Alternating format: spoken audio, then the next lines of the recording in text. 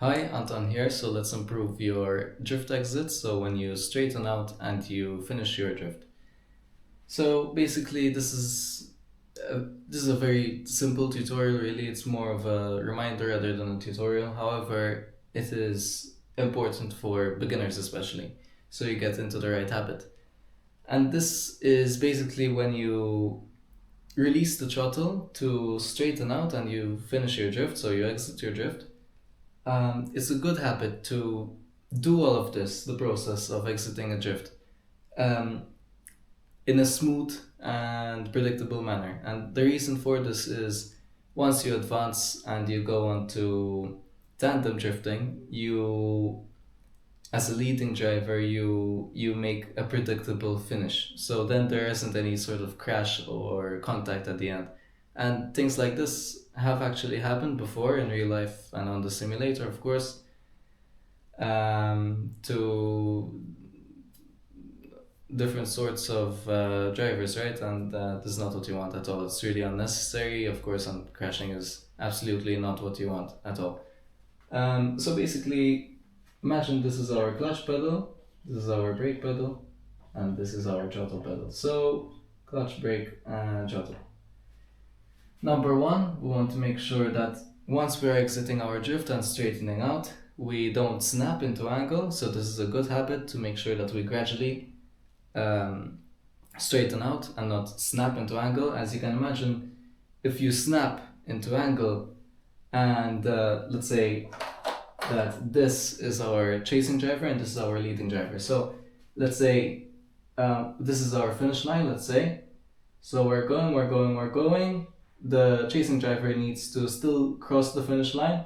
And over here, you swing out and actually hit him. And of course, you can cause a crash.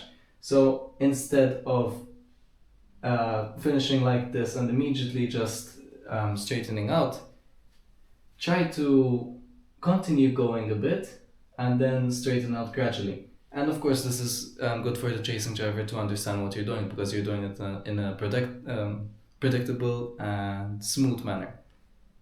The other thing, wait, let me write this down. So, ease off throttle. Ease off the throttle. So the second thing is make sure that you brake after um, after you straighten. So wait, brake.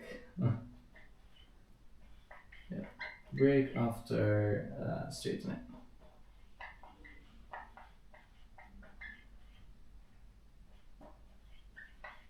And the point of this is, like before, so that you establish a bit of a gap after you cross the finish line as a leading driver to the chasing driver behind. Because remember, as you cross the finish line, there's still a bit of time for the chasing driver to cross it as well. Of course, depending on how close he is. And you want to make sure that there's a gap at the end, of course, for no contact, as we explained before. So brake after straightening, ease off the throttle, and make sure you do it in a predictable, smooth manner. You don't want to snap at angle and start braking immediately. Of course, that may cause the crash. This was a very sort of simple tutorial or reminder of good manners when exiting a drift.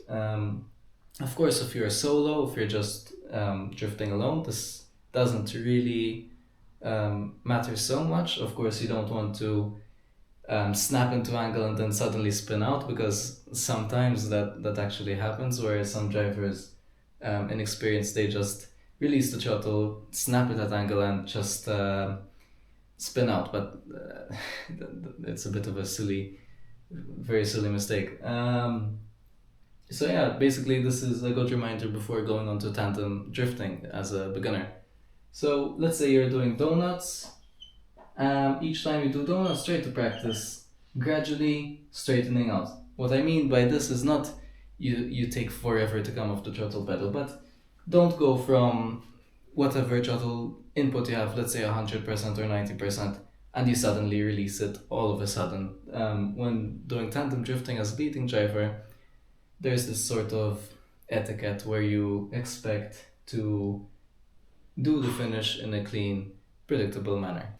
So yeah, that's it for this video really. I mean, you ease off the throttle, so from, let's say, 100%, whatever it is that you applied for this donut, for example, you come off the throttle to 0% within around half a second, okay? I mean, you don't need to take forever to come off of it, because it's just a waste of time.